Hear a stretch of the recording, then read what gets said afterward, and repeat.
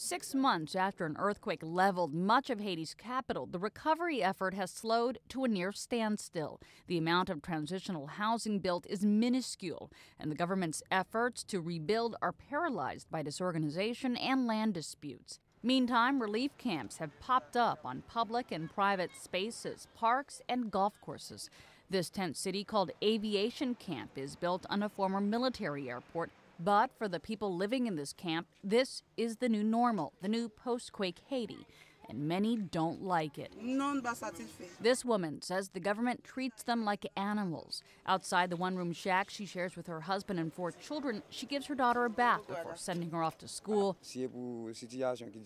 This man says sanitary conditions are getting worse by the day. He says they don't have toilets and that the plastics used in the tents raise the heat so nobody can stay inside the tents during the day. Meanwhile, the UN humanitarian coordinator for Haiti believes even the worst of today's conditions are better than yesterday's. In Port-au-Prince, before the earthquake, you had most of the population living in slums.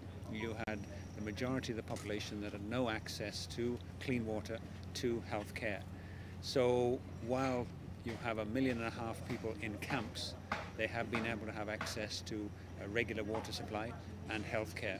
And Nigel Fisher says the overflowing camp cities probably won't be going anywhere anytime soon. This time next year, I'm sure you will still see many people still living in camps. This is a process that's going to take many years. Officially, there are 1.3 million people displaced by the magnitude 7 earthquake massed in settlement camps around the Haitian capital. The quake killed as many as 300,000 people. Myra Lopez, The Associated Press.